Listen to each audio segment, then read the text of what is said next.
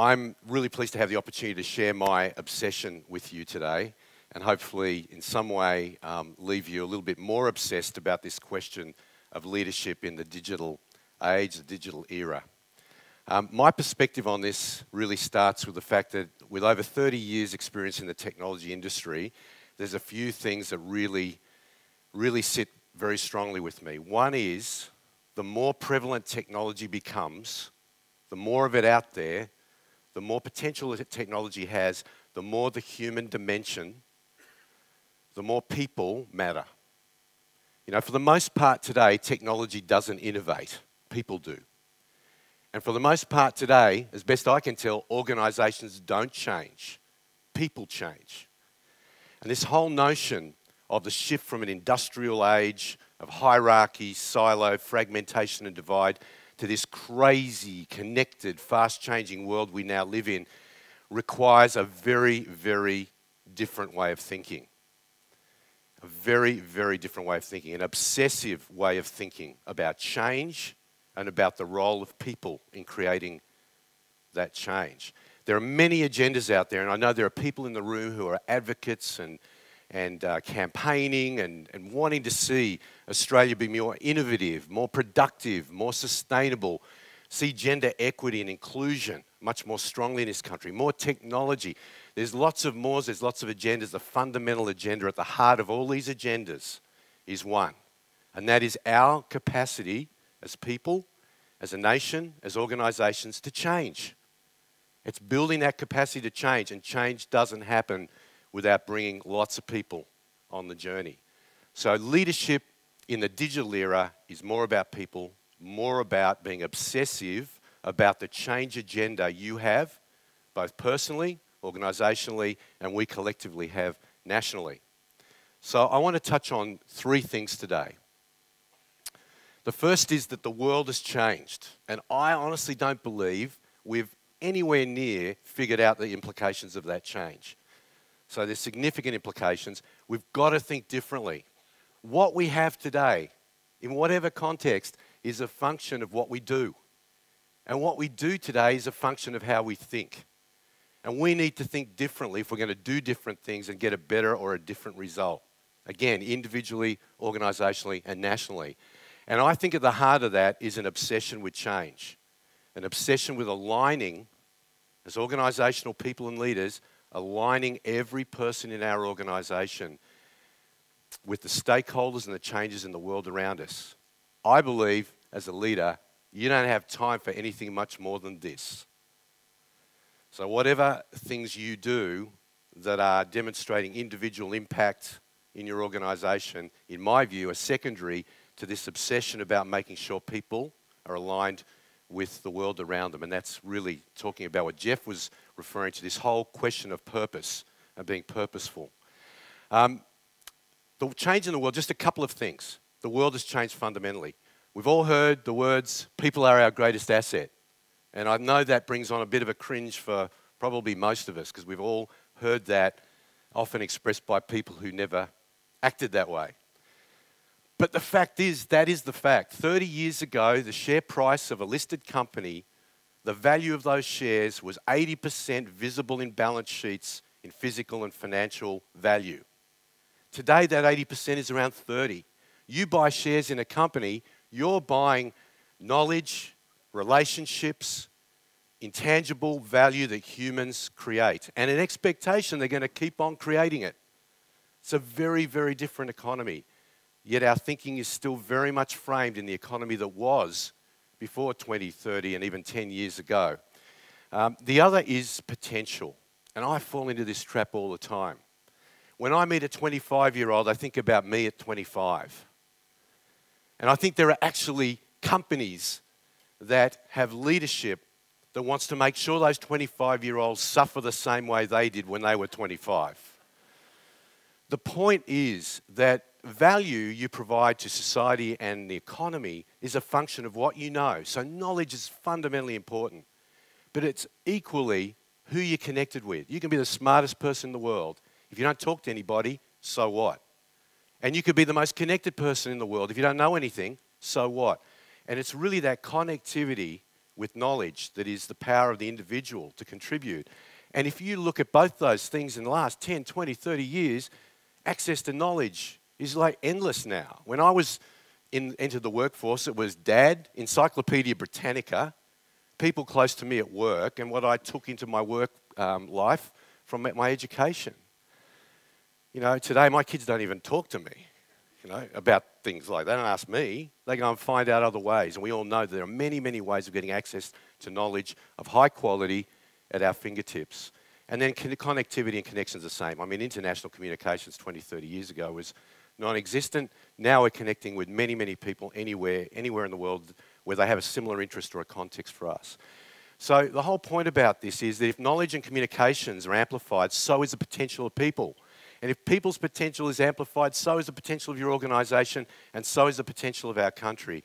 But we aren't going to capture that thinking of 25-year-olds today, 35-year-olds today, 45-year-olds today, and people of all ages today as having the potential they did 10, 20, 30 years ago, because that ain't them. They are capable of doing so much more. So we've got to get our heads around this.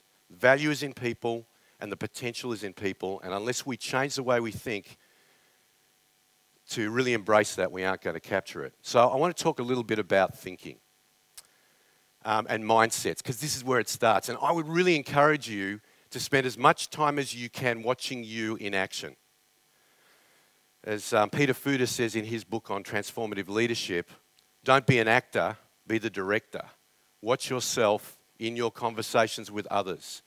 I got where I got, even though I worked in technology industry, very progressive industry. I can tell you, the companies I worked for were highly industrially oriented. And I got promoted because I was in control or I looked like it. I didn't make mistakes or I hid them well. And I knew the answer.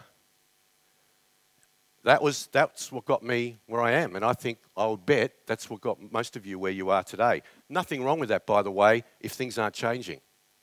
Remember, we were employed into companies that wanted us to just do what we were told. Because the leadership of the company knew where they were going and the world wasn't changing that fast. That's not the world we live in anymore. That's why great companies in the technology industry populate the graveyard of the technology industry. So this kind of thinking is good where you do not want to change. So I don't necessarily mind a surgeon doing an operation on me today thinking like that. That's okay.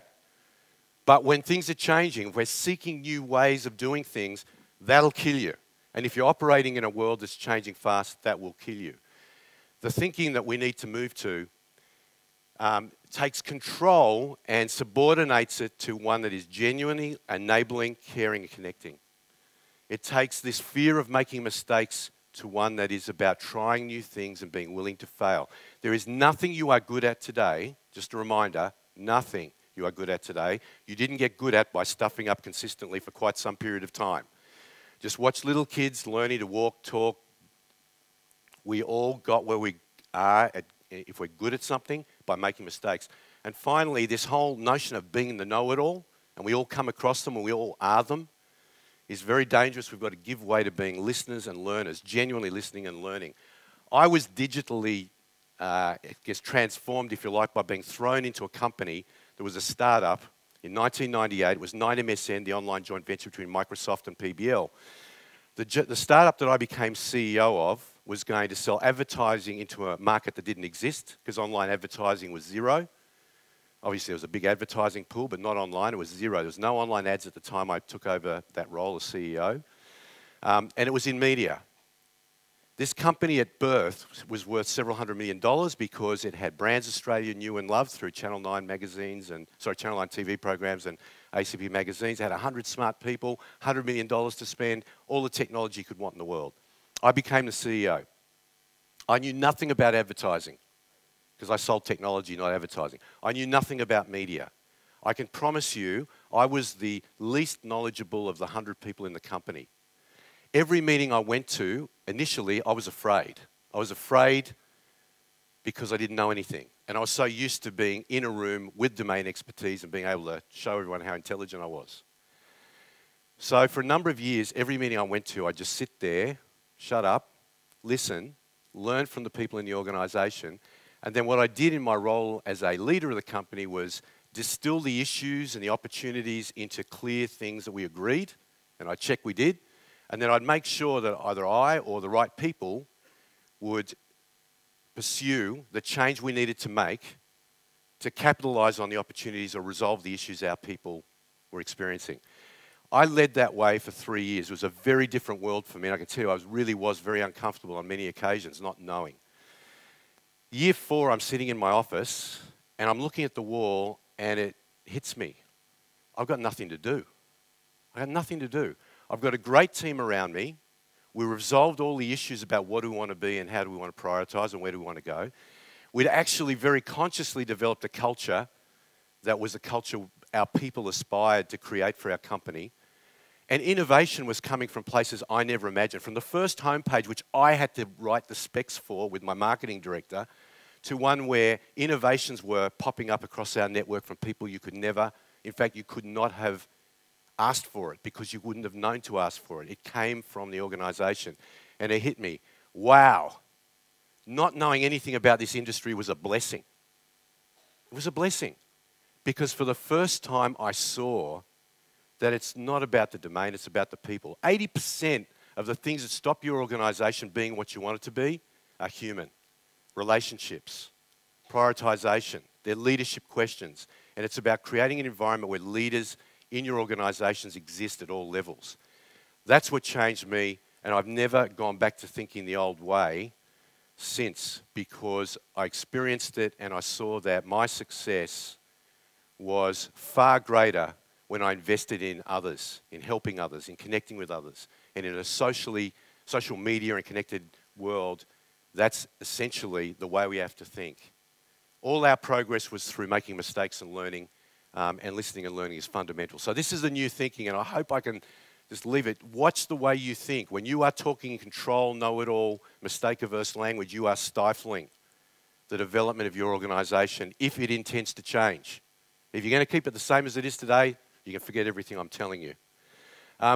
There's really 4 things that are simple in concept, but very, very hard to do. Why? Because 95% of the leaders and organisations I am involved with just don't spend a lot of time on this. You've got to ask questions. Ask questions about why are we here? What's our purpose? Remember how when we used to do strategic planning, we'd brush off the old vision and mission statement and say, do we really want to argue about those words anymore?